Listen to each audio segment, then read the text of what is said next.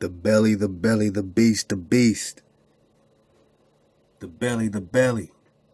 What is in the belly of the beast? What is the beast? Who is the beast? Hello Drop everyone, Nation. welcome back to Glop. I am your host Derek. Just first and foremost, at the very bottom, I'm going to have two links. One that deals with humans are at the forefront of the new evolution, and also a trailer of the new movie Ghost in the Shell. Let's get started with some passages from the Bible. By the way, well, I hope you have a happy new year. I hope you've enjoyed your first day of 2017. It's very difficult to have a new year when there is no harvest. Only people that are not used to planting and having any harvest and growing food would declare a new year in the dead of winter. Wake up, people. Get on your frequency again. Stop being so foolish. Outside sounds like a war zone. Guns popping off. Out here in Inglewood. You better get inside quick. Bullets come falling onto your rooftop or something. It's a war zone. All their festivities sound like war because they are rocking the god of war. But what is this Zeus we're talking? What is this Jupiter we're talking? Who do they worship now? And what is the beast? I was thinking about what video to do to start the new year off, and I said, you know what? Why not about artificial intelligence, since this is something that's going to be in the forefront of 2017, either in the movies or in real life. With the way that prosthetic arms and legs have leaps and bounds, and trust me, I believe that people need to use technology, but they need to use it sparingly. We need to be very good stewards with it. And when we start to mix clay with the metal, it's going to be a bad thing for humanity. And the reason why I say this is that in the book of Revelation, chapter 13, verses 4 through 8, it says, "And they worshipped the dragon which gave the power unto the beast. They worshipped the beast, saying, Who is like unto the beast? Who is able to make war with him? And there was given unto him a mouth speaking great things of blasphemies, and the power was given unto him to continue 42 months. He opened his mouth in blasphemy against God Elohim. He blasphemed his name, his tabernacle, and them that dwelt in heaven. And it was given unto him to make war with the saints, and to overcome them, and with power was over them all kindreds, and tongues, and nations. And all that dwell upon the earth, they worshipped him, whose names are not written in the book of life of the Lamb, slain from the foundation of the world." So we're seeing that there's this life that's being given to this beast, and it goes on to deal with the image of the beast, and what the image of the beast will do, and his sons will be to make wars with the saints. When I was a kid, I remember watching the cartoon movie. It was a manga called Ghost in the Shell. I was very much enthralled with that type of genre, seeing that people would be able to get superpowers if they allow their conscience to be put into a artificial or a robotic cybernetic body, their minds into a body that could be forever upgraded, and it looked like it's endless, that you wouldn't ever have to worry about tasting death. Doesn't that sound like an abstraction of you? I mean, you read about this fountain of youth with this Prester John, this King Solomon. And it seems that this fountain of youth is you. I mean, we're looking for an abstract fountain of youth, but, you know, go back to that alchemy drop and you'll see what we're talking about. And how, you know, based on the energy that you are, there are, you know, certain levels that you get to, these elixirs that get released from your blood or whatnot, that are rejuvenating elixirs right out of your own body. I mean, the fountain of youth is you, but can everybody be you? Or do they have to create an artificial you to put their consciousness in these bodies that can constantly be upgraded, just like you are constantly upgraded by the Creator? But since they are not constantly upgraded by the Creator, they must form their own machine and upgrade themselves and make war on you. Who is the beast? What is the beast? What is the mark of the beast? And I always was very intrigued by that notion. And when I got sick with cancer, I was still intrigued with that notion, thinking if my brain could be taken out of my body and put into a robot body that looked just like me, what would be the problem with that? Not realizing that this body, in all its problems and aches and pains, is still the body in which Yahweh had given us. It's the body that we can have the Creator to be in us, so we can be the temple of Yahweh. We are in the image of Yahweh, and that is very important to Yahweh, I believe. Stop. Etymologies. Nestor, name renowned, old king renowned for wise counsel. Nestor, Solomon, fountain of youth. What is the mark of the beast? Are they trying to prevent you from having your fountain of youth? Are they trying to get their own fountain of youth? He keeps saying, Yahweh, he says. Yahweh, he says. You keep hearing it. And Yahweh, this, of course, we know he's referring to the Creator. We're going to get this Jehovah in a second. But let's kill two birds, two mean birds, in one stone. So when he keeps saying Yahweh, just for our clarity in our classroom as we surfed away, we can easily research here in the etymology dictionary. You could type in Yahweh, and it says it's from 1869. Hypothetical reconstruction of the Tetragrammaton. YHWHC Jehovah. All right. Okay. So Yahweh is an 1869 term created as a hypothetical reconstruction of what they're calling this Tetragrammaton. And when they get into the Tetragrammatons, they're only talking about your energy. Platonic solids. Wakey, wakey. All right, so we know that Yahweh is new. It's 1869. It's coming from this Jehovah. Let's click Jehovah. Okay. Jehovah. Tyndale's transliteration of the Hebrew Tetragrammaton, YHWH. And then it says see Yahweh. So it's going to bounce you back and forth from this Yahweh situation. Now let's just put in Yah. It's the reason why I stay away from these Yahs, why I just rock with the, YHWA. I know a lot of people, rock with the YHWAH. But just that YAH alone, just having it anywhere in connection, the way that it's broken down here, Yah, YAH. Even with our hey Yah, right? Exclamation of defiance or dismissal. So something about that YAH, just for me, I just rock the HAYA. I leave the H off just simply because I just don't want nothing to do with this exclamation of defiance or dismissal. It can mean something, it can mean nothing. But that's just, where I'm at. But, all right, so we got Yah. We got defiance or dismissal. Okay. You got Jah coming out of that. And then you got the Yahweh again. Now, let's just put in the HA there. All right. And then you're going to get, okay, back to the Yahweh. Now check it.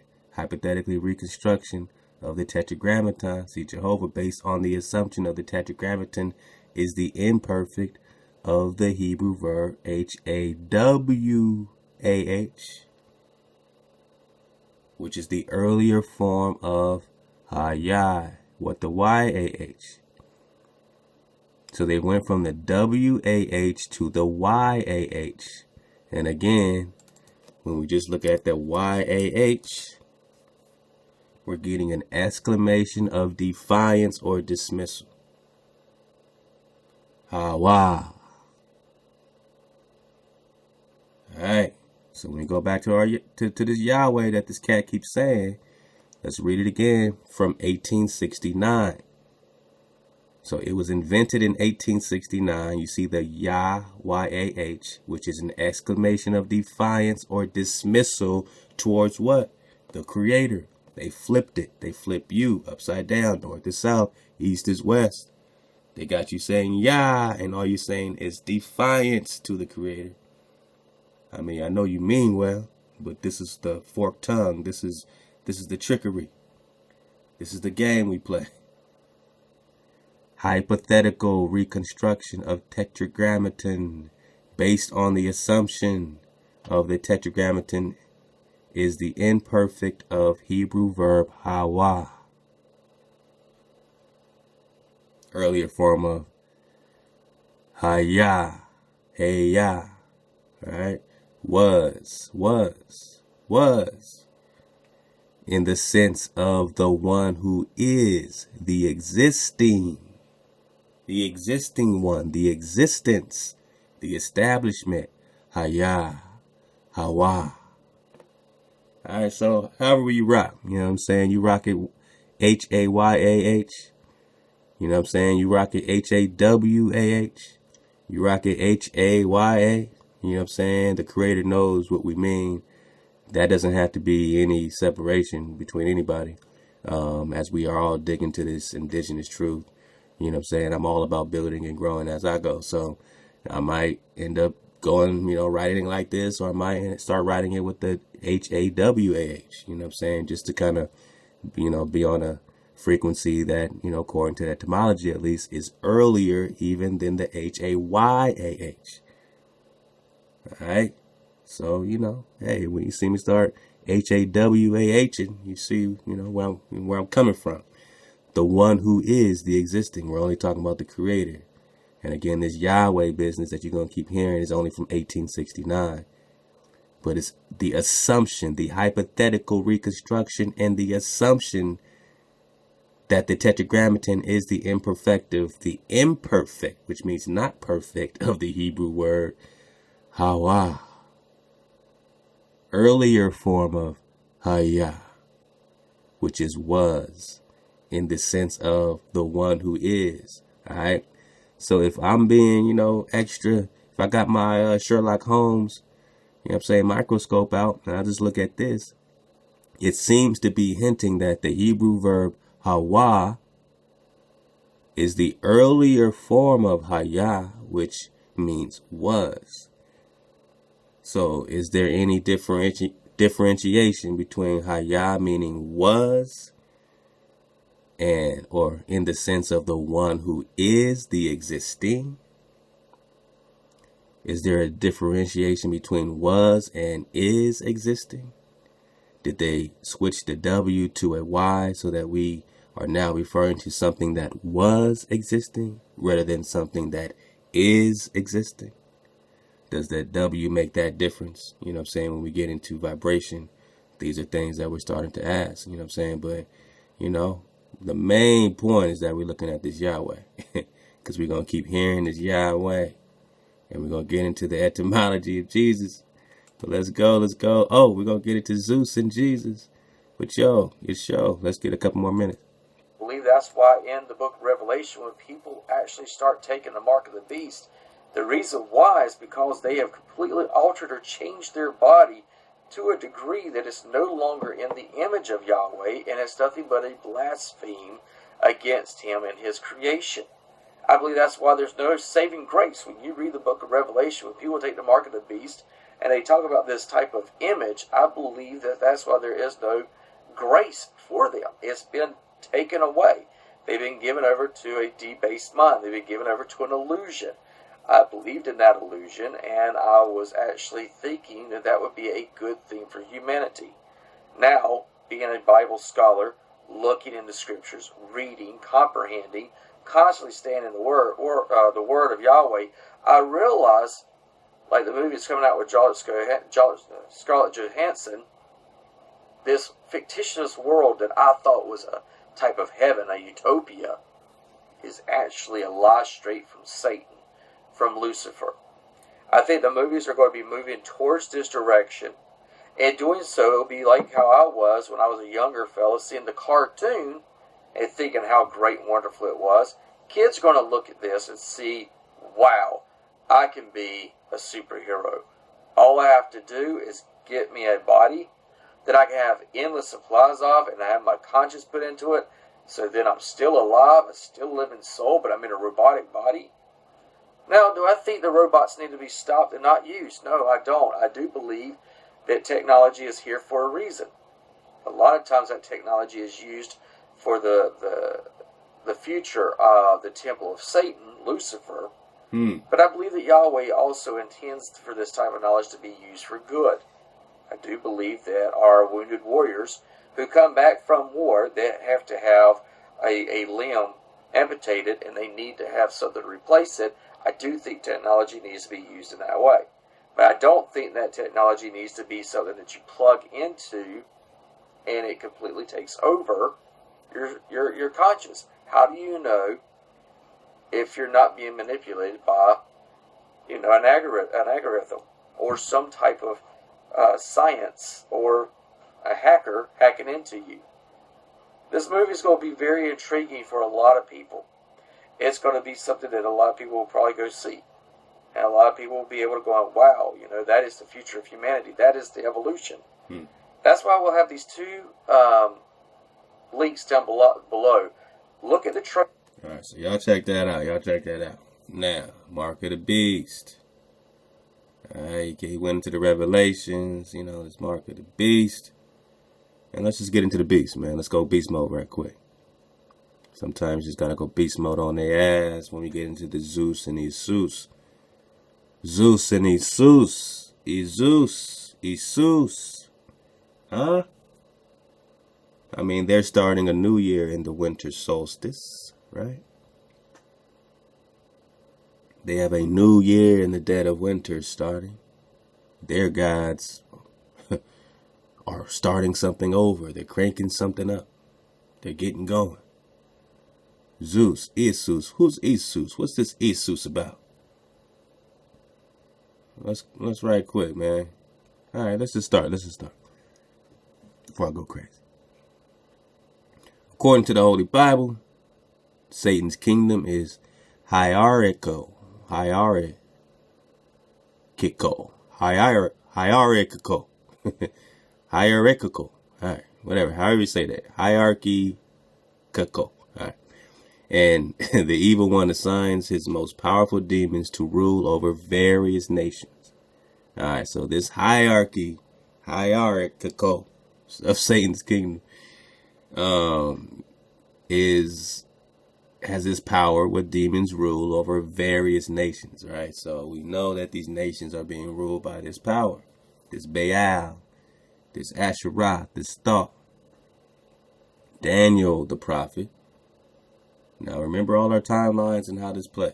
All right? Daniel the prophet saw all this in a vision given to him personally by who they're calling Jehovah, which we got again, is all broken up forms of Hawa. All right. Then he, wherever you see Jehovah, I'm going to say it in Hawa. Hawah, the earlier form of Hayah. Then he, Hawa, said, "Do you know why I have come to you? And now I must return to fight with the prince of Persia. And when I have gone forth, lo, the prince of Greece will come." Daniel 10:20. After his stoning at Lystria, St. Paul had a global view of the stationary earth when he was caught up to the third heaven. How do you have a global view of the stationary earth? You mean you have a broader view, a different perspective of the stationary earth? How can you be a globe that's stationary? How can you have a sphere, a ball, but it doesn't spin? Stationary means still, the still earth. Can you have a globe? Can your gravity exist without any movement at all? Being fixed, firm, and immovable? Like, the Creator tells you the earth is not spinning. Einstein said he's never proven any movement at all, that this is a stationary earth. And that's Einstein, if you like that type of thing. This global view of a stationary earth. What a conundrum when he was called up to the third heaven. For we wrestle not against flesh and blood, but against principalities, against powers, against rulers of the darkness of this world. We wrestle not against the flesh and blood. Well, we wrestle against the flesh and blood too. But against the principalities, against the powers, against the rulers of the darkness of this world, against the spiritual wickedness in high places. Ephesians 6:12. All right. The most powerful of Satan's principalities is called Zeus. Let go. How many times have we talked about this Zeus, Jupiter, Jesus connection? Everybody, man, if this, this is your first time, just chill out. Just chill out. I ain't here to hurt nobody. Just fall back and just take this shit for a second. Let Jesus get this work for a second. Because I'm indigenous to this place. And I was here before the hijack. Fuck can you tell me about these energies and these Zeus and this crap that has nothing to do with my creator? You want to tell me that this Zeus is my creator? Then why is Esus? And why is Jesus your creator? Why is Jesus God, according to Christians? And that's the difference. That's the separation between Nestorian Christians and the traditional version. Nestorian Christians do not believe Jesus is God, or that Mary is the mother of God. They separate that and say, oh, well, by Christ you mean Messiah. And how can a Messiah be the creator? Meanwhile, on this side of the street, the most powerful of Satan's principalities is called Zeus, or the Prince of Greece. Zeus plays second fiddle to nobody, not even Jupiter. So Zeus is Saturn. And Saturn's son is Jupiter. Zeus doesn't play second fiddle to his son.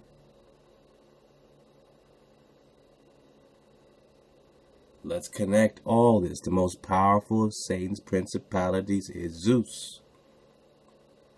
So let me say this again to make sure, there's a lot going on. We gotta get this shit clear. All right, Satan is Saturn. Satan's son, Saturn's son, is Jupiter. So let me get that clear. Satan is Saturn. Saturn's son is Jupiter. Jupiter is the son of Saturn. I know this shit's confusing. This is just the Greek shit. Fall back. So Zeus plays second fiddle to nobody. They say not even Jupiter. But let's connect this because they say this, but look at how Zeus is going to connect right to Jupiter. That's why it fucked me up for a second. Because of the way they put this. Because Zeus is Jupiter. But let's go. Satan's demons have different names in different countries. Now you remember the Prester John, King Solomon? How he has the ring that has the power over these energies. Keep all that in mind. Zeus is the head demon of the Greek hierarchy. In Britannica, the head demon is called Esus. Zeus is the head demon in Greek hierarchy. In Britannia, in England, the head demon is Esus. Zeus and Esus always demand bloody human sacrifices. That's how they get down. Now, they came over here and they put that on us and said, oh, y'all was over here doing human sacrifices. Boo! But we can prove here that they were worshiping the deity that is all about human sacrifices. Zeus. Jupiter. Esus, Esus, Jesus. Now let's look at this little image here. You see Zeus over here with his eagle. Like I said, follow the eagle. You'll follow and see all your captivities. Persian, Medes, Egypt, everybody rocking his eagle was against you. Let's go. Babylon, Greece, Rome, eagle. America, America Corporation, eagle. Alright. Now this is who's this? Let's go back. So this is Zeus. These are both pictures of Zeus. Alright, so keep that in mind. I know it's small, but you know. Now this is Zeus. Now you see them showing you Zeus. He look like a white man, right? So that's the first image you see. White man, Zeus. Oh man, we about to bust through this shit. We about to buzz all through this shit. All through this shit. In Egypt, the old serpent appeared everywhere, even on Pharaoh's crown. We got into that serpent, but let's see how this serpent... Remember, these things are flipped and flopped. They have both meanings. A serpent could mean the, this destructive, destroying energy, Zeus energy, or it could mean a delivering energy. It's both. You've been given one because of this particular energy put on it. In Egypt, the old serpent appeared everywhere. Remember, Egypt came and put pyramids over your trees. The pyramids were trees. You didn't need pyramids when you had sacred crystal trees, man. Crystal trees. That's why they're man. Watch Rogue One, Star Trek, whatever. Star Trek, Star Wars. You know what I'm talking about. Star Wars, Rogue One. They got that big spaceship over the tree stump. They're calling a mountain or a flat mesa, which is just a big, enormous tree that used to touch the heavens. And they're mining literally crystals out of it because these crystal trees have crystal roots. And that's where your crystals are found, in these mountains, which are trees. And you didn't need pyramids then. So in Egypt, the Atlantean hijacked, the old serpent appeared everywhere, even on Pharaoh's crown, where he was known as Amun-Ra. Remember, in Hebrew, Ra means twisted, which can be referred to evil, but it means twisted. It means they're twisting something, like they're twisting the serpent. Amun-Ra is the equivalent of Zeus in Egypt. Remember, Egypt is a Greek word, right? So what's the indigenous word? And if we go back to Nubia, we say, okay, did they have the same god as Egypt? Did Nubia rock with Egypt? Or did one war against the other? What does history tell you? In India, Shiva, CERN, Switzerland, Apollo, Apollyon, the sun god Shiva is the equivalent of the Greek Zeus. Here's Shiva. Hope you can see that. I know it's a little cut off. Let me come over here a little bit so you can get a little mop. Alright. I know it's small, but it's Shiva. Shiva got a trident and everything, looking like Poseidon, right? Let's go. And then you got the Amun-Ra. Alright. The big sun situation. The cross in the circle. The Thoth said he needed this cross and circle to blow or speak a vibration through when he's running from the hounds of the barrier after doing his little cycles outside of his body. And if he gets too close to the firmament, the barrier, the firmament, these hounds let off a loud roar, or this loud horn. Either it's either they're howling or whatever the case is, but this loud howl that's coming from the hounds can be heard from cycle to cycle to cycle. That's how loud it is. The Creator has these angels protecting your barrier, and when Thoth and his master Lucifer get too close, these hounds of the barrier, or angels of the barrier, move in angles while they move in circles. Angles and circles. Circle the square, square the circle.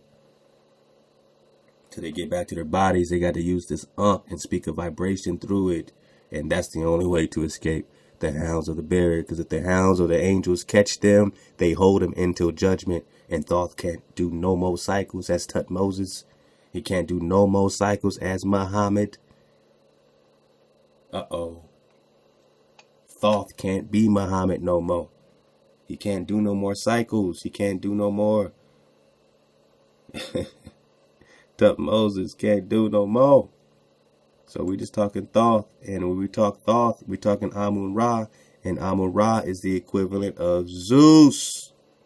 Esus. Well, now we're getting into the heart of things, because how can Zeus look like, this so-called Egyptian Ra or Amun-Ra and look like this white man? Is he black or white? I mean, this is Michael Jackson. Is it black or white? Is it black or white? Every nation of antiquity had their supreme false god who was the equivalent of Amun-Ra or Zeus. Before the death and resurrection of the Messiah, the entire world worshipped and sacrificed to Satan under different names. Oh, all right. Well, let's dodge the hijack, because when they say Messiah, they're really just talking about Christ. They're talking about Christ. They're calling it Messiah, but they're talking about Christ. So they're saying, oh, before the death of Christ, the entire world worshiped and sacrificed to Satan. No. They worship and sacrificed to Satan when your hijack came. When your Christ came. It was all about Satan, because it was still all about Zeus. It was all about Zeus. What? You don't want to connect this? You don't want to connect this to Jesus? Man, let's go. Let's just take it to Wikipedia. I mean, sometimes you got to take a step back. Esus. All right. Look, loved ones and family, this ain't no mockery. We've been brainwashed and lied to all our lives, and it takes boldness to step out and start reconning this stuff yourself and know that, look, I ain't making no money off of lying to you, but they sure are. They're making lots of money on Christmas time. Come on, man.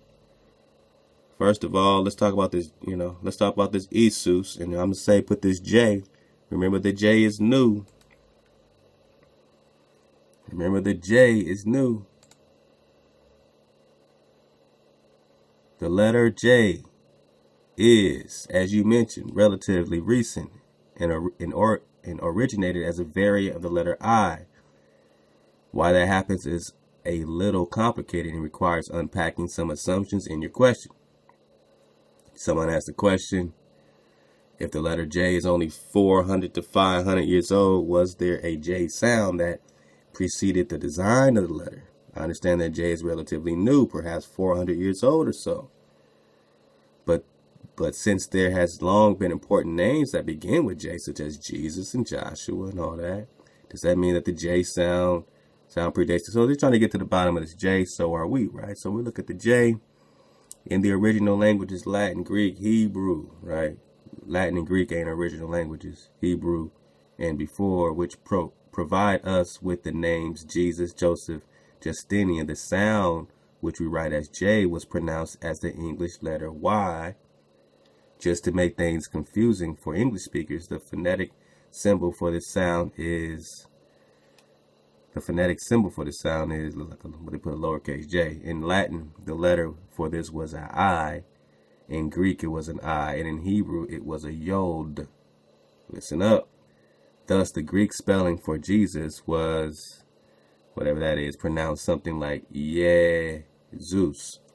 Kind of like a Yeh or Yahweh. Now look at this Zeus, S-O-O-S.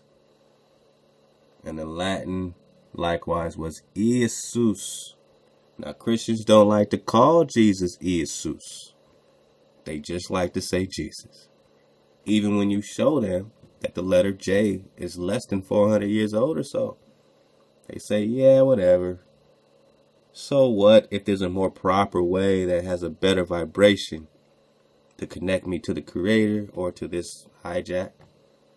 Let me at least, if I consider him a Christ, an anointed one, let me address this anointed one properly knowing that the letter J is a straight up hijack. It's only been recently introduced. Nah, let's just call him Jesus. That is laziness. That is brainwash 101. Now some say, all right, well, I'm just going to call him, whatever the case, but you're still talking about the same Zeus, even when you change his name to a Hebrew name. He's still effing Zeus. You have to go further. It's scary. You feel like you're in the unknown. You feel like you're weightless without this gravity on you. Esus.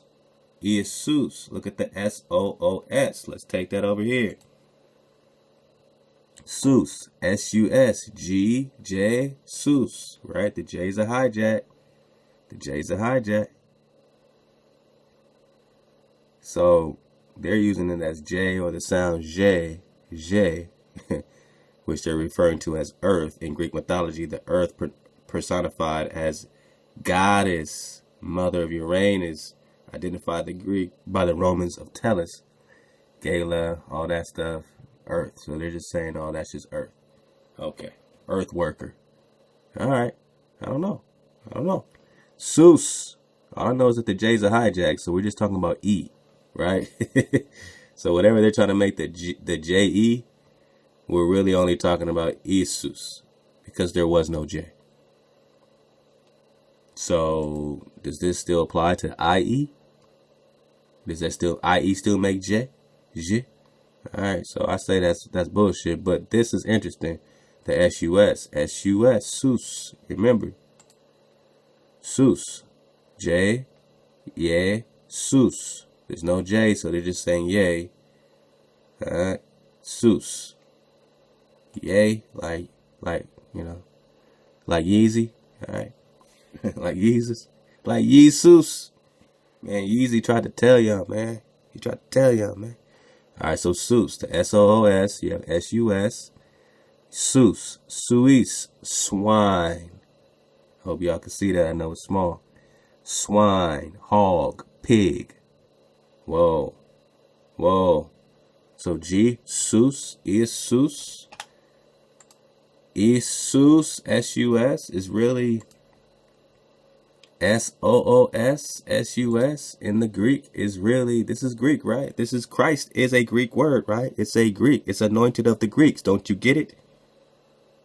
When you worship Christ, you're worshiping the anointed of the Greeks. You're worshiping the image of the beast. That's your mark of the beast. That's your psychological, spiritual mark of the beast. The Zeus, the swine, is the beast. Let's make a conclusion with this Zeus. Zeus, swine, is hog, pig. So, would the Creator have his son named after swine? I'll wait. Of all the phonetics and vibration, would the Creator have his son named after a pig? The same pig that they sacrificed on your altars when they ransacked your temple. They sacrificed pig. They worship pig. They worship the swine god. Zeus, sweet, swine, hog, pig. So, swine, pig, hog. Look at all these definitions. Look, that's out of the Latin Java dictionary with Whitaker's word list. This one's out of the Lynn Nelson's Latin English dictionary. Zeus is swine, pig. Out of the whatever the Hong Kong dictionary situation. Zeus, nomen animals, swine. That's a Latin dictionary of Saxo Grammaticus. All this is swine. Swine, swine, swine, swine. Latin, Zeus, swine. Any of various stout-bodied, short-legged, omnivorous mammals. Any stout-bodied, short-legged, omnivorous mammals with a thick, bristly skin and long, mobile snout. A pig, dude. A domesticated member of the species Sus scrofa that includes the European wild boar. European wild boar. They worship the fucking wild boar. They worship the Sus. They worship Esus.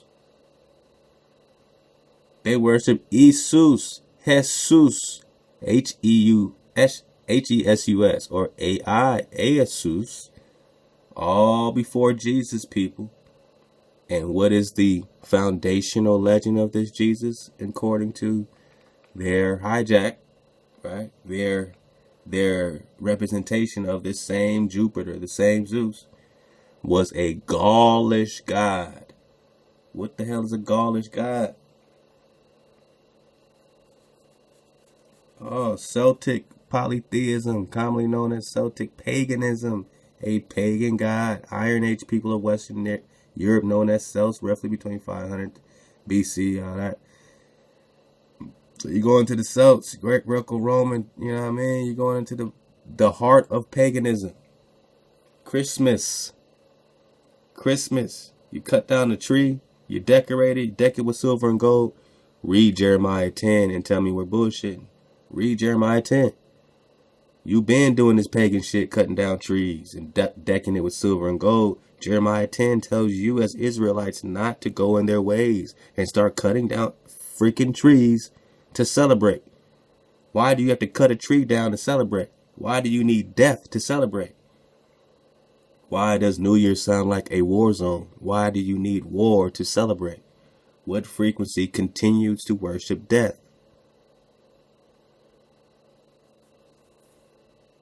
A Gaulish pagan god known from two monumental statues and a line of Lucan's Belim Civil. You get into that if you want to. The two sculptures where Esus appears are the pillar of the boatman from among the Parisi, on which Esus is identified by name, and a pillar of Trier among the Treveri with similar iconography. In both of these, Esus is portrayed cutting branches from trees with his axe. And you'll read later, you know what I'm saying, I got later where they refer to the tree that he's cutting down as the tree of life. So in this portrait, let's study it, y'all. Let's go there. This is Esus. This is the progenitor of Jesus, otherwise known as Jesus, which is why Spaniards have a name like Jesus, and a lot of Mexicans have a name Jesus, because that's a more proper way of saying Jesus. They're more right than you. Jesus. Your English is effed up. There is no J. And you see he has his dagger, and he's cutting down the tree.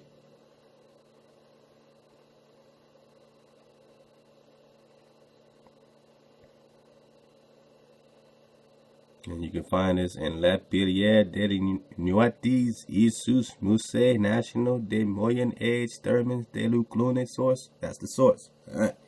That's the source. Alright. So this pillar of the boat, man, this dude is cutting down the tree of life. And alright.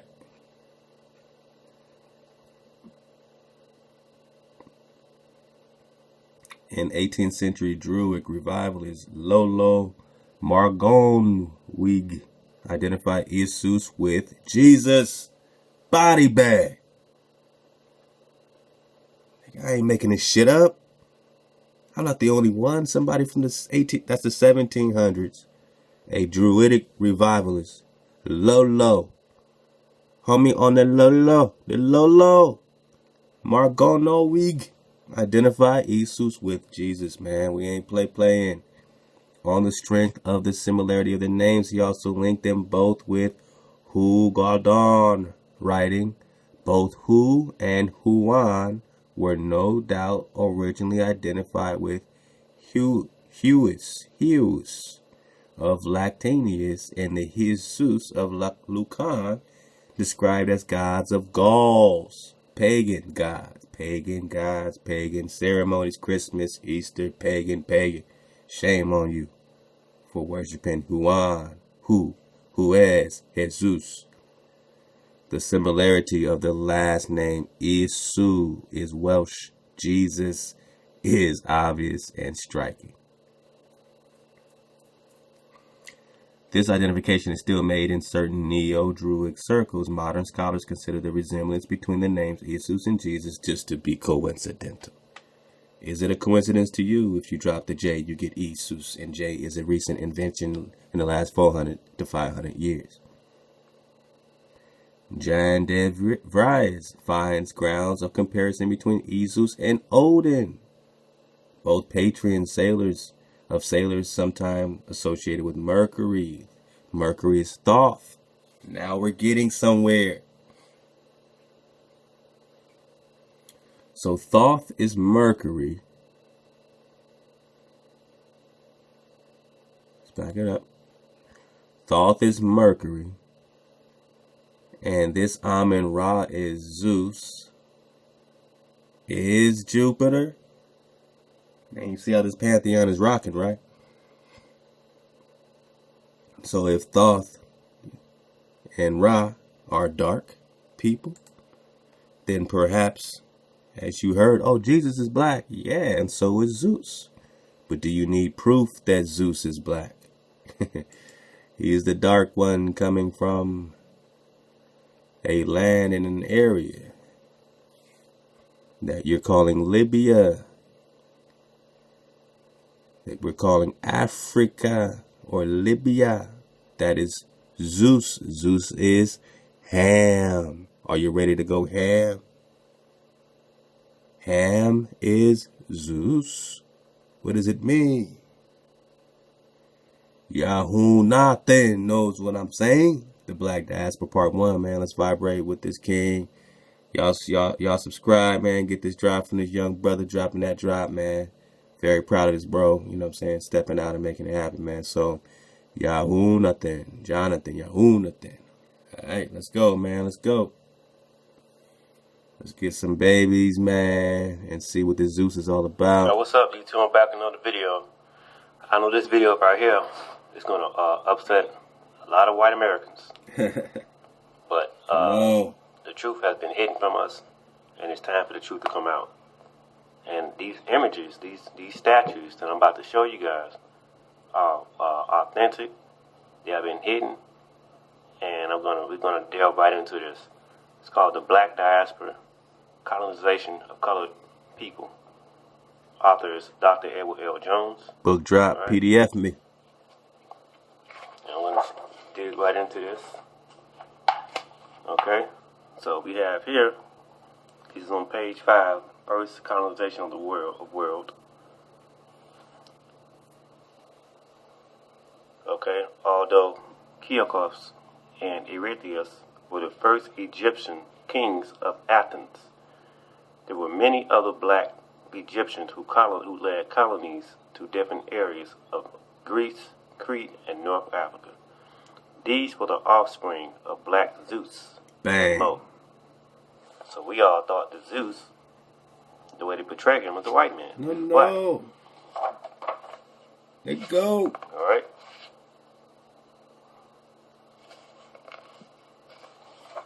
I'm gonna dig right into this. Dig on it. And get with the pictures. And these pictures are gonna make a lot of people mad. I have to bring it out. All right. Turn up. Can't go into all of it because I want to burn up all my tape. So this here is the source: the British colonies, their history, extent, condition, and resources, by R. Montgomery Martin. Population table. Look at this. This is the country: Jamaica, Barbados, St. Lucia's, Sierra Leone, St. Venice, Gambia, Grenada. All right. Okay, this is all in the 1700s, and these are the numbers. All right, the numbers fluctuate from colored people, pre-colored, to black slaves, and these are the whites. Okay, now let's get to the pictures. I want to burn up all my tape. So, okay.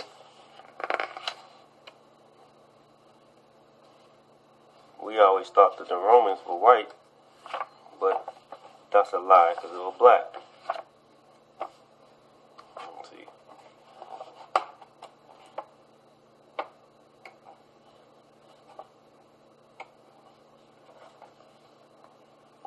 Okay, and we always thought that Julius Caesar was white, but he was black. The first contact with the Germans was made by Julius Caesar. Alright?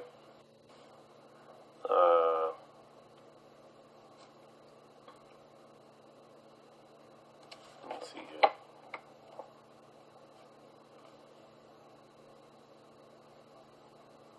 Okay. The Romans were of African descent. Remember that Egypt colonized Greece and Greece colonized Rome. What did the Roman leaders look like? Who colonized? Just right quick. So we got to keep our flow flowing. So we know that Egypt is in the Grand Canyon. We know that Egypt is here because Atlantis was here colonizing you first. Now all of them are coming out of this Zeus frequency, which is why even in Greek mythology, Poseidon had to have a sit down with Zeus and with everybody and was like, yo, there was like, Poseidon, you trespass. You might want to bounce off that land because the creator's going to be a little upset that you stay there.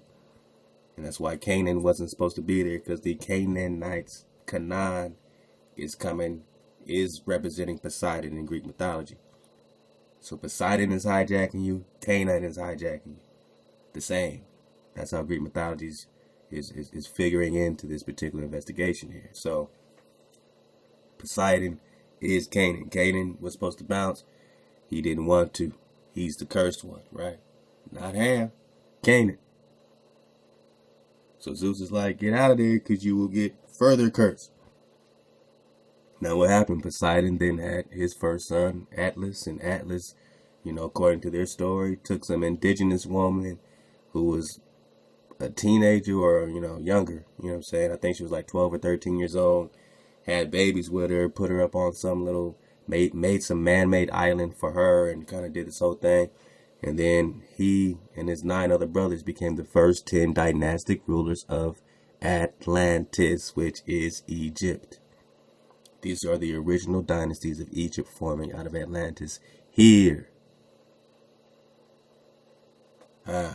So if the Romans were of African descent, right, remember that if the Romans were of Zeus descent, all right, remember that Egypt colonized Greece and Greece ruled Rome.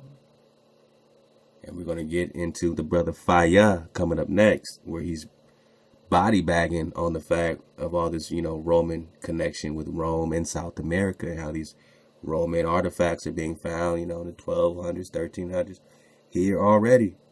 So if the Romans are black and their artifacts are in South America, then you have a tribal war already, ensuing.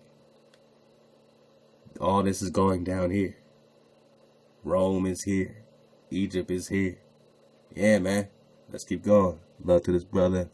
Thank you, man, for dropping this drop, because it's right on time. As the world. Suetonius gives the following descriptions of Julius Caesar. It is said that he was tall, of fair complexion, round-limbed, rather full-faced, with black eyes and piercing. His baldness gave him much of uneasiness, having often found himself upon that account exposed to the jibes of his enemies. Augustus Caesar, who described in the following manner, his hair a little curled and inclined to a yellow color. Alright. Now, so we know that the Romans were black, because the Egyptians had colonized that area.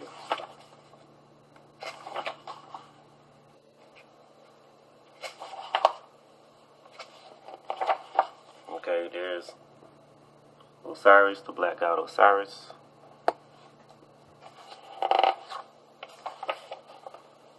Here is Isis.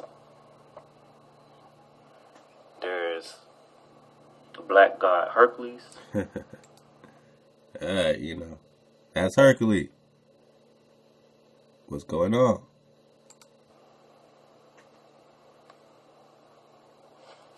Make them quick, people.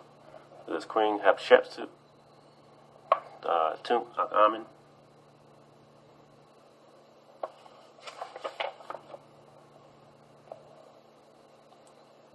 Nectanebus II, the last native king of Egypt. Alright?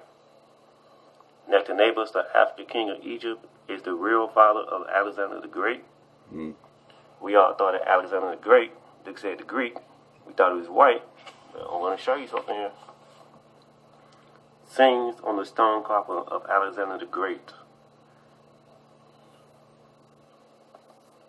332 BC. When Alexander arrived in Egypt, the native Egyptians hailed him as the deliverer of the king of Egypt.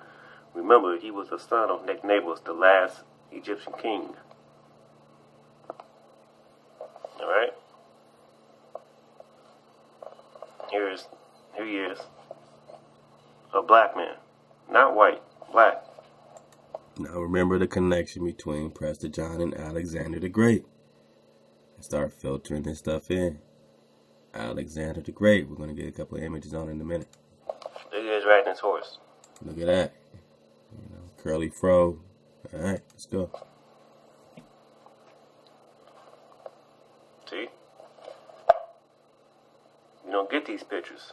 Mm-hmm. I'm going to upload a part 2 to this. The stone casket of Nectanebus, king of Egypt, and also the earthly god Zeus, Amen of Africa. And this was the book, The Romance of Alexander, that was being compared, directly into Prester John. Libya. It is astonishing to consider the destiny of Nectanebus, with Egyptian came to... Quick. Right here it says, king of Egypt, and also the earthly god Zeus, Amen of what they're calling Africa or Libya. King of Egypt, earthly god Zeus. King of Egypt, earthly god Zeus. So when we say, yeah, Zeus is Ham, alright, now you're seeing what's really popping. And Poseidon is what kicked off this Atlantis, Egypt here. Prior to that, Zeus is in Libya. Zeus is in Libya. Zeus, Amen-Ra, right? Zeus. We're getting it separately. We're getting it separate. Amen-Ra in Egypt was the equivalent of Zeus in Greece, as well as Shiva. Alright, as well as Esus or Jesus is black. Well, yeah, hell yeah, he's Zeus. He's Ra. He's still the sun god. Man, what's that picture of Mary I had up here, man? Hold up. I don't want to go crazy. Oh man, I was on some Turtle Island. Hold up. I got lots of that's a preview. No. Alright, I'm gonna go crazy here. Lose my spot. But I had a picture of Mary up, and I don't know where it is now. Mary. Maryland. Virgin Mary. Virginia. Let's go. Sun God. So then Jesus became this blonde hair, blue eyes sun god, and behind him was always still the sun. And old Mary, mother of what they're calling God. Now let's read this. Let's get into the mind of a hijack. This is an unauthenticated altar painting, titled The Virgin of the Navigators.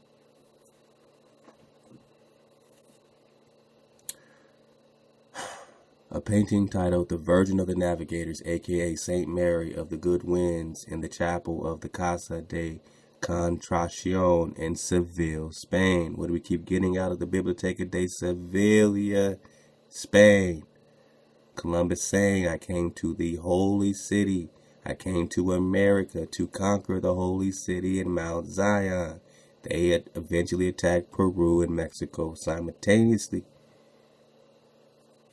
Then made their way into Khalifa, California in the late 1700s. Yeah, they just rode up on Cali in the 1700s, man. Read it.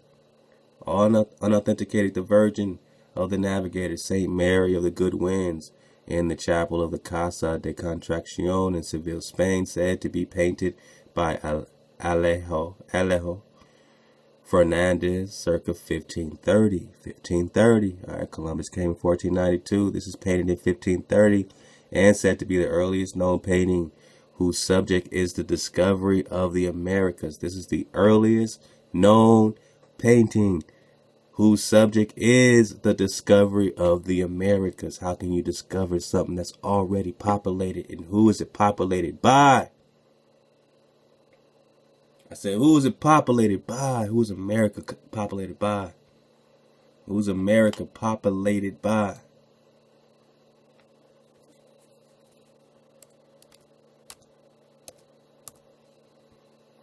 Yeah, man. Like it's the first time.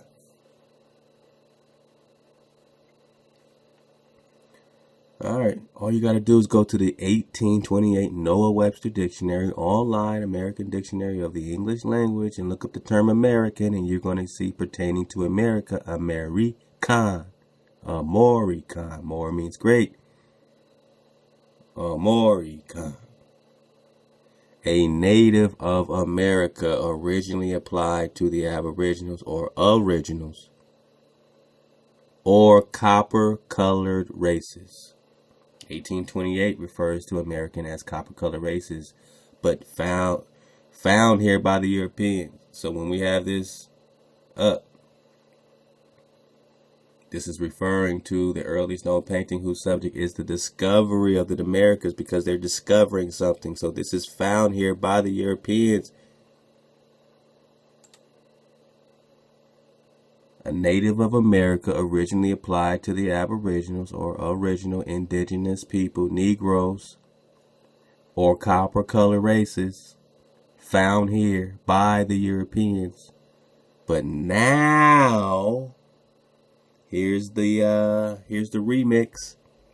But now applied to the descendants, the offspring of Europeans. The offspring of Europeans born in America are now taking the title of American, and the original Americans, the copper-colored races, are now called African American. Black. Jesse Jackson coined that, African American, in the 70s, yo. Before Jesse Jackson, you were not called African American. They knew better. Now you can't depart from it. Now you can't get away from Thoth. Now you can't get away from Zeus. Now you can't get away from Amun-Ra in Egypt. Now you can't get away from the Thoth spell barrier, equivalent of Zeus. And we're just talking. I mean, yo. Discovery of the Americas now applied to the Europeans, found here, discovered here. Mary is depicted spreading her mantle over the Spanish. In the background around the Virgin gather figures of the, listen up people, around Mary in this painting are figures of indigenous people of the America. The painting only historical value lies in its depiction of Americans that Columbus encountered and travels to.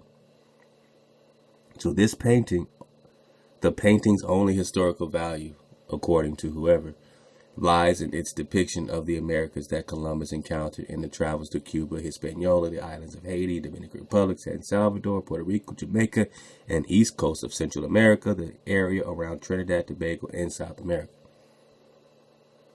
The painting's depictions, so this painting's depictions of Paleo-Americans. Oh, come on. Come on, people. Wakey, wakey. You want to start a new year in the winter solstice? Let's go. The painting's depictions of Paleo-Americans as brown-skinned blacks. All right, let's just see it.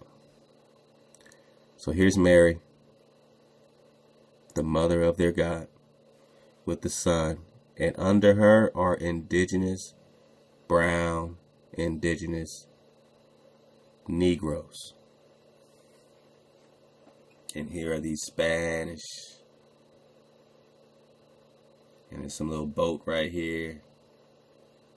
And here's the Spanish looking up at their god Mary, their goddess, their Isis, their Ashereth with the sun, their Ashereth.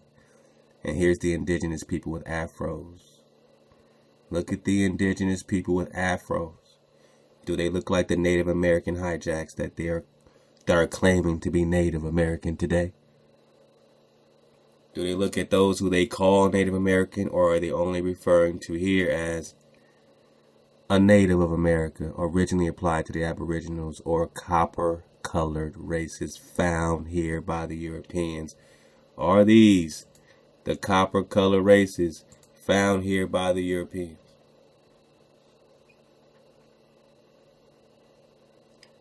The paintings, depictions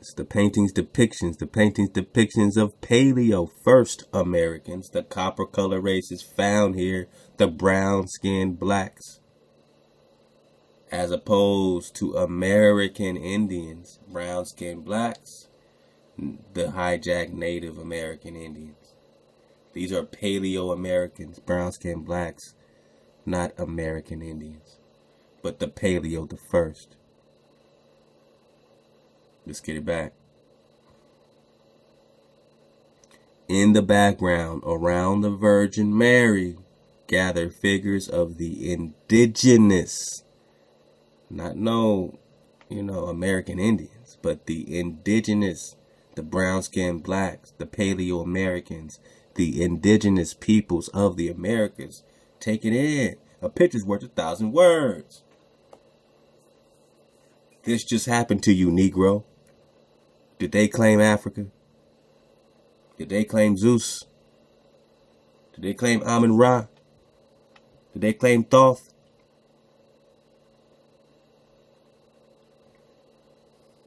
It's in their art. What you were and what you look like, your Afro Negro. This is their god Mary, and this is their Esus, the mother of their Esus, right? Man, hold on. This is pretty dope, man. Let me just get this right quick.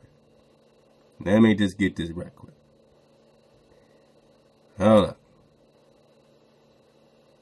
King Solomon's sailors set sail towards Ophir. Ophir. Oh,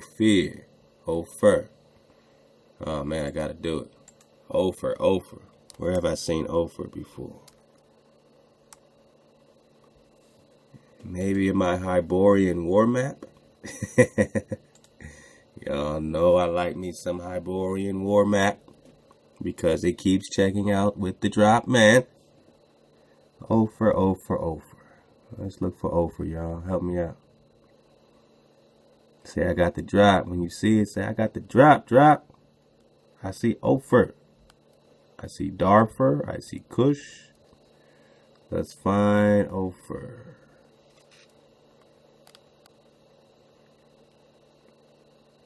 Alright, we got the Punt here, we got Darfur, we got Timbuktu, we got Kush.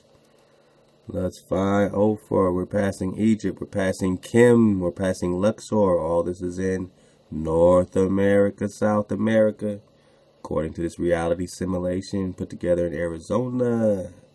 Where's Africa? It's still connected. This is the Pangea situation, right? Except it's called Vindia. And all of what you think would be in Africa is right here. And this is what they're pulling out the Grand Canyon today. Now, let's not get distracted. Let's find Ophir.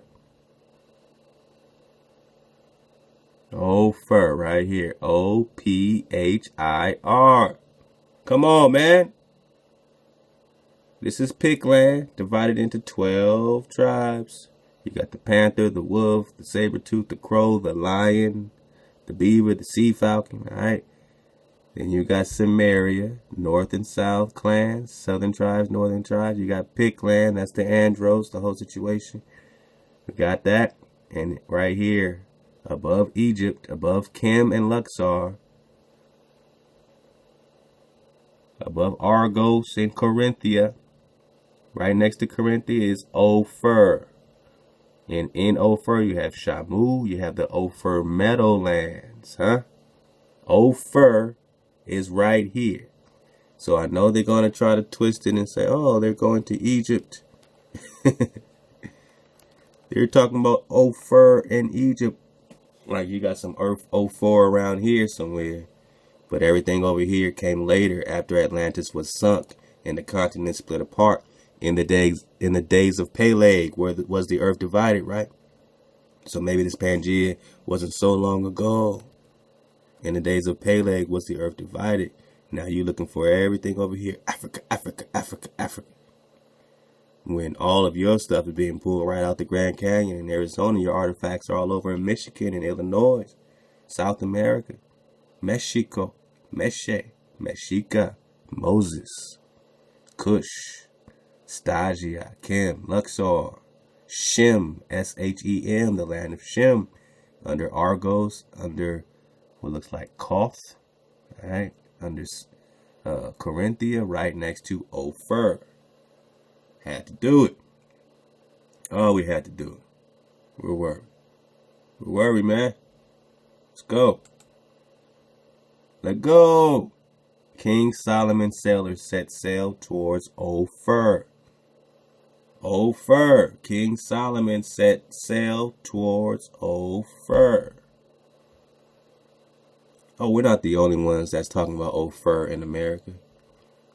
We're not the only ones that's connecting this people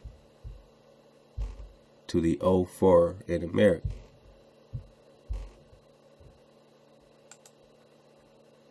King Solomon's sailors set sail towards Ophir, a country famous for gold. We do not know its precise position. Here we go.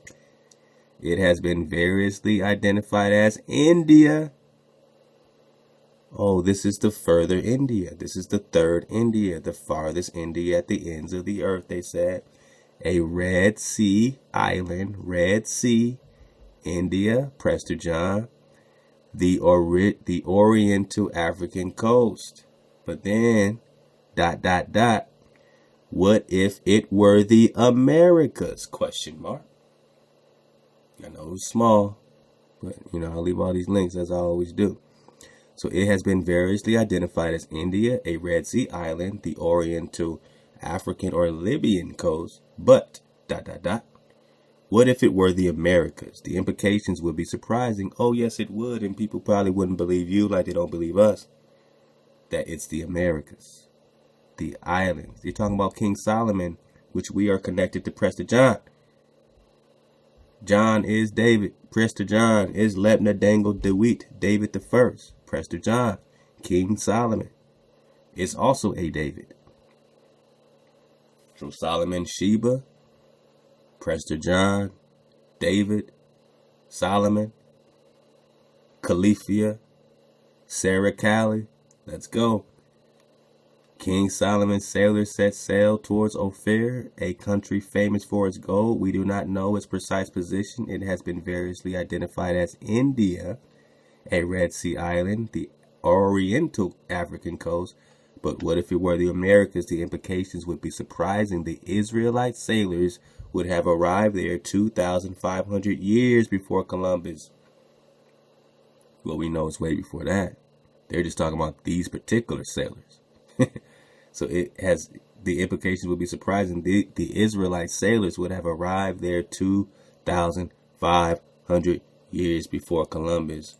Arrived here 2,500 years before Columbus. And by the time they roll up on you like this, you were already here. At least these particular sailors were there at least 2,000 years. So you was rocking here way before that. And these are the indigenous, what they call, figures of the indigenous peoples of the Americas. The painting's depictions of Paleo Americans, first Americans, original Americans, Solomon Americans, brown-skinned blacks, Ethiopians, Abyssinians. Who is Prester John? El Prestewan, Emperor de los Abyssinios, Ethiopia.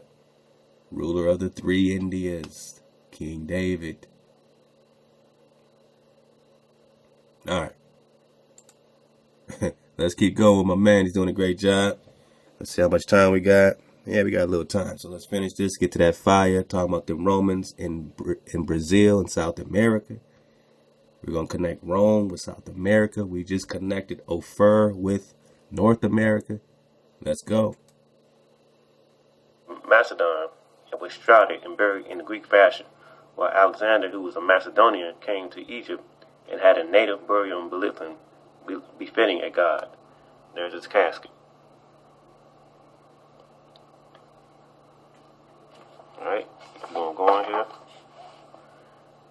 There's a portrait coin of Alexander the Great, a verse-side Alexander as Hercules wearing a lion's mane.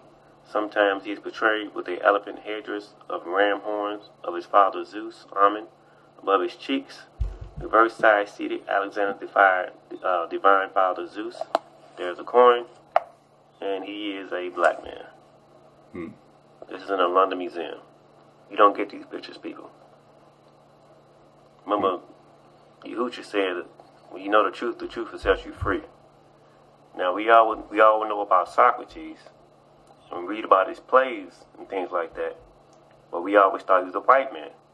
But look, lo and behold, the great Athenian philosopher, a black man, was condemned to death in 339 BC at the age of 70.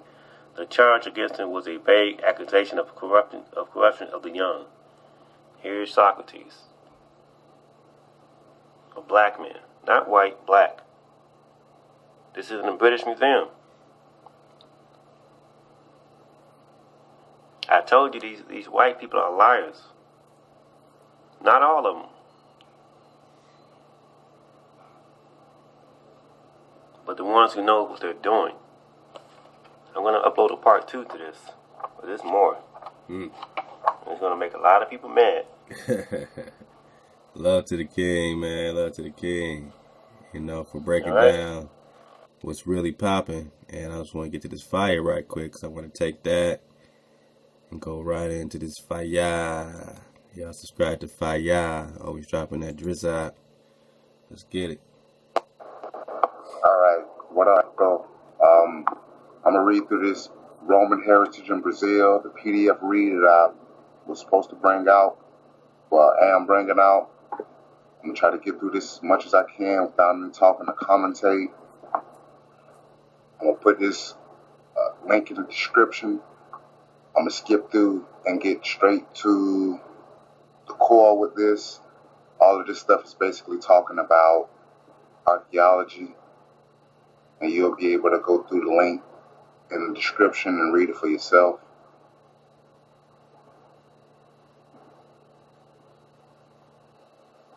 So, here we go.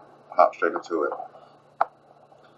Brazil today and in the past. Brazil is the largest and most populous country in Latin America, with more than 190 million inhabitants, and in the area comprising of 8,547,400. I'm going to do a quick dismount, man, because I already know this king's about to go in. He has a few more parts on this, too, so I'm going to jump right into the 5-minute mark. Love to this king, man. Y'all go check out every bit of this. You know what I mean? We got a limited amount of time, so we just got to get a couple minutes out. Let's go. Enforced oppression.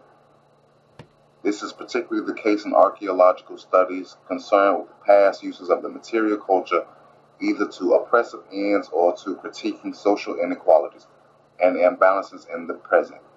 In this paper, we focus on the traditional use of Romans in Brazil and then turn to more recent use of archaeological evidence from Pompeii to think through a variety of social relations, including gendered ones in both ancient Rome and present-day Brazil.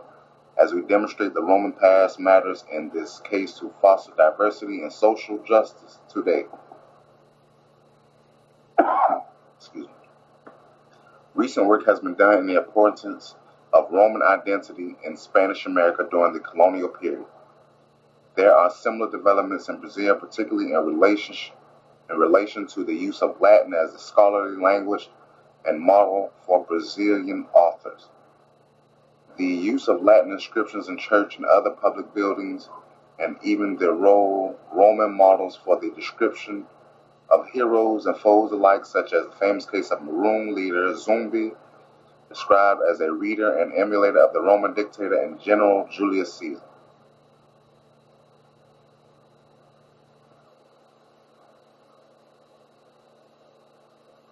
I suggest you all go check out a brother named, a YouTube author. His page is called Education Center, and check out some of his things that he brought out on the whole ape thing. I suggest you check that out. Yeah, check out all that drop, man. You can Let Us Find the Truth over at Education Center, man. So whenever I got time, I'm over there digging on it, man. So love to the brother for keeping it going. Let's go.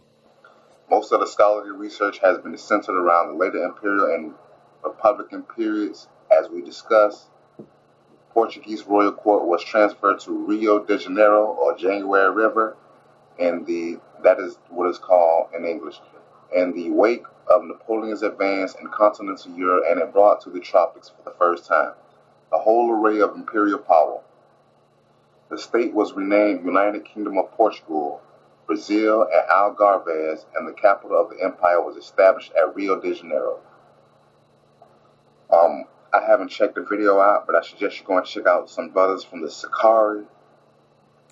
Man, so we're just talking about the imperial power having its capital right there at what they say, United Kingdom of Portugal, Brazil, and Algarves. The capital of the empire was established at Rio de Janeiro. You just had the Olympics there, right? So, they got that big, they're building, think all that, massive hijack going on there, man. So that's the Roman, that's the Roman Empire, man. If you want to look at it, that's the Roman Empire right there. Let's get a little bit more. I'm going to belly flop a couple more minutes in. Let's go. Brazil is its own independent country. He did so in 1822, being acclaimed the first Brazilian emperor. Okay. Peter I and his court were European, and civilization was thus defined as European culture. Greek models were not considered the most appropriate, as Greece was held to be too democratic and effeminate. True. Yeah, they gay. I got nothing against nations outside of my own being faggot sexuals, but my own people, get it together. Let's continue. As well as the civilization having been defeated. Catholicism was another possible source of models, considering the role it played for centuries in Portugal, and even more so as it was soon declared the official state religion by the new monarchy. The symbiosis of regal power and Catholic control over society was deep-rooted, but the clergy was under the direct control of the ruler. Catholicism was also associated with the late colonial period, particularly with the 18th century Baroque towns, with their streetscape inspired in medieval Portugal. It was no model for the new empire. Rome was such a model. Imperial Rome and the autocratic power were models for the Brazilian Empire and new moderating power of Peter the First. And I guess that's what the Catholic or Roman Pope is supposed to have taken control of the throne of Peter. But I'm going to continue. Inspired in the auctoritas of Roman times, the Constitution imposed by the emperor states that the moderated power is the key of all political organization, and it is owned privately by the emperor. The concepts come from classical Latin moderare, from well-known authors such as Cicero and his description of God as Deus que regit et moderator, et moet id corpus. Moderation as restriction was the key to discretionary rule by the emperor. Re publicae moderatio, as in Cicero. I'm guessing, I don't know this LEG, but I'm going to continue. Peter I left Brazil to become Peter IV in Portugal. Peter I left Brazil to become Peter IV in Portugal and his son. I don't get that. Peter II assumed the reins of power until the end of the monarchy in 1889.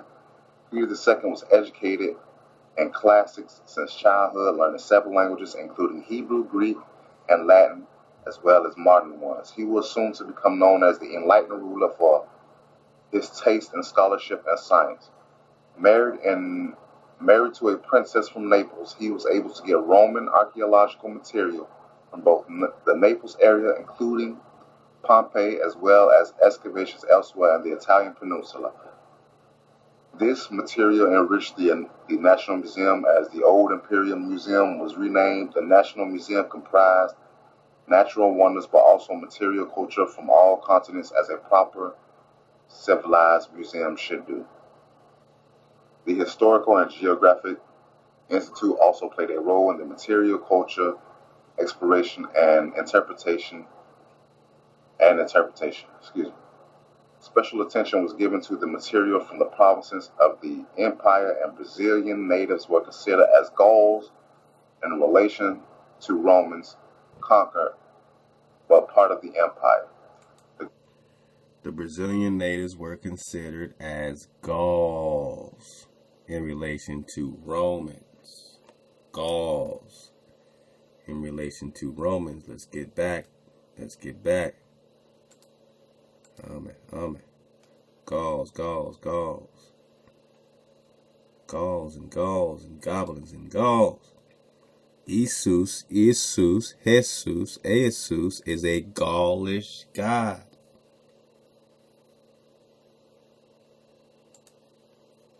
Gauls, Zeus, swine, pig, boar.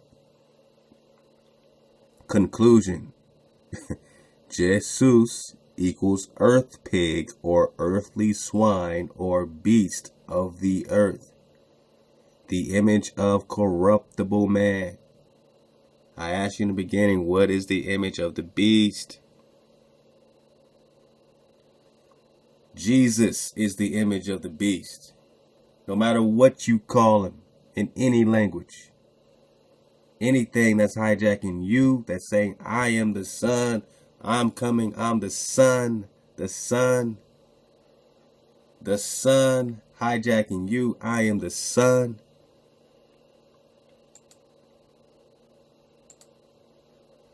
Esus, the pillar cutting down the tree of life. Jupiter, the sun. The most powerful of Satan's principalities is Zeus, is Jesus. Because Jesus is the sun. Jupiter is the son of Saturn. Satan.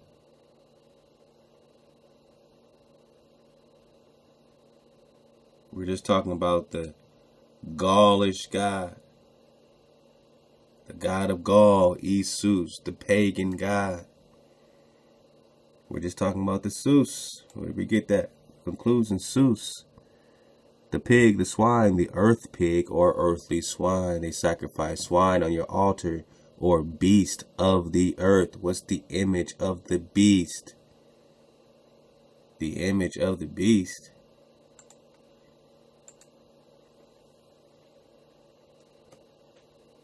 Jesus. Your energy you're giving to this image is stamping your energy. It's imprinting your image. With this image, it's hijacking your frequency. With this image, this is the mark. It's a spiritual mark, not a physical mark. When you break the first rule, the first commandment, have no other gods beside me. In Isaiah 43, even when you say, I don't care about, none of this. Even though I was already here, I still worship Jesus, even though Jesus ain't here. But, I'm gonna worship Jesus. And you pull up your Isaiah and go to 43, whatever translation. Let's go. Shit, we ain't got that much time. Let's just jump it, you know. Matter of fact, let's get it out that BLB classic.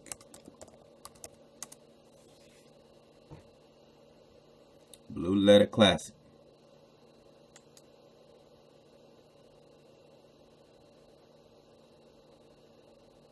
Isaiah 43.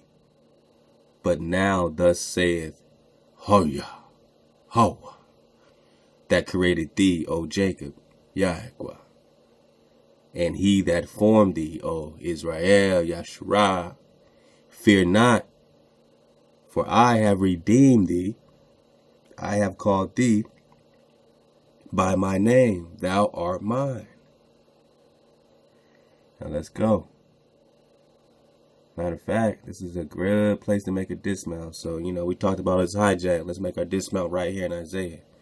Let's go. Verse 2. When thou passest through the waters, I will be with thee, and through the rivers, that they shall not overflow thee. The rivers shall not overflow you, my family. When thou walkest through the fire, thou shalt not be burnt, my family. Neither shall the flame kindle upon thee, my family. For I am Hawa, thy God, the Holy One of Israel, thy Savior. I gave Egypt for thy ransom. I gave Atlantis for thy ransom. Tore it down, Ethiopia and Seba for thee.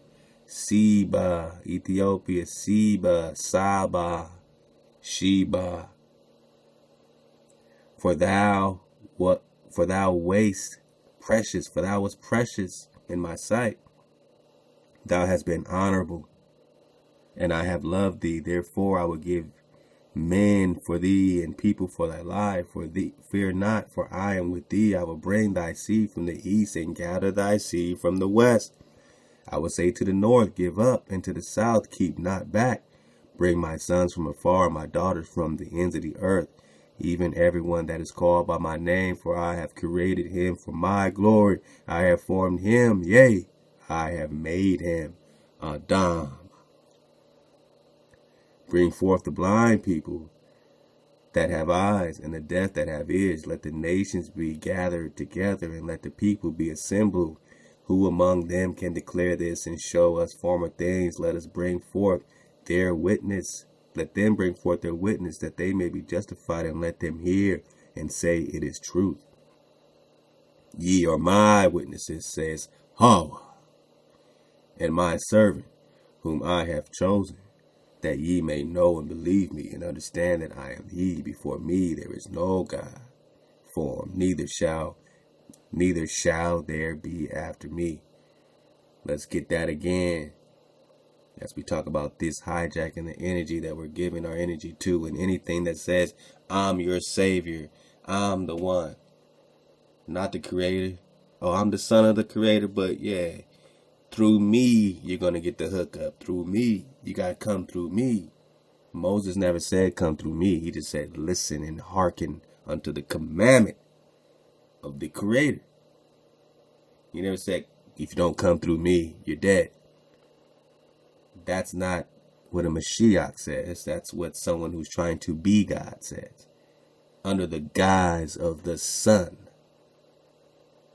Ye are my witnesses, says Hawa, and my servant whom I have chosen, that ye may know and believe me, and understand that I am he.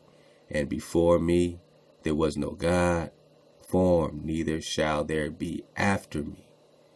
Oh, Jesus is God. He's the Son. There is no other God. I, even I, am Hawa, and beside me there is no Savior. Let's click on that, man.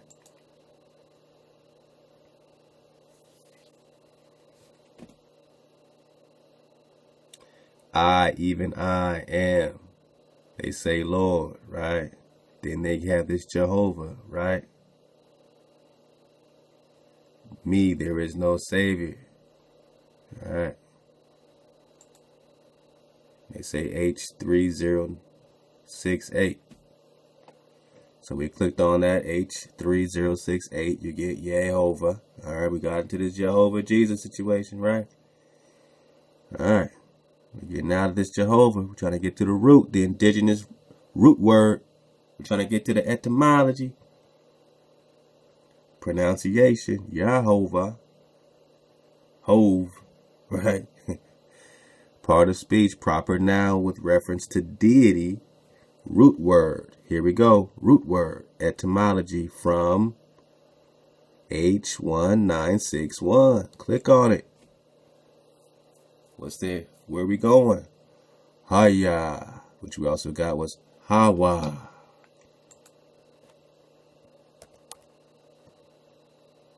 We're getting it all like it's the first time. We went into that, what they call Yahweh, or just go Yah.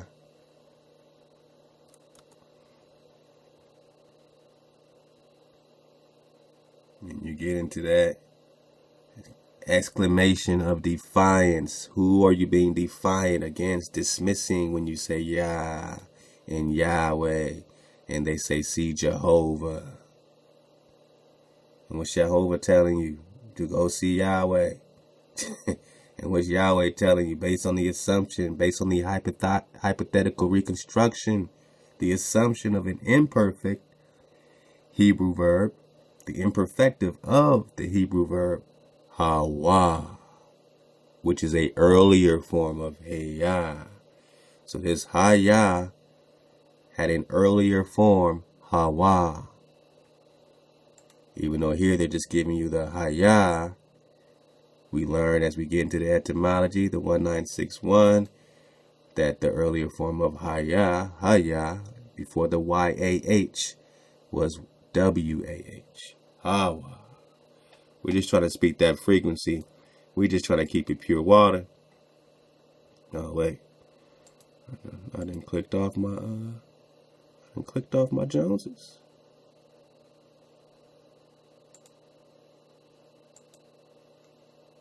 Let's get that back, that Isaiah back. Give me that Isaiah back.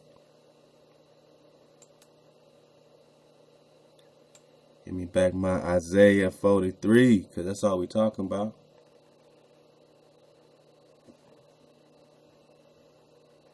All right. So where we at? Verse 10, verse 11. Who's paying attention? Who's back there paying attention, man, in the classroom with your headphones on? Chilling.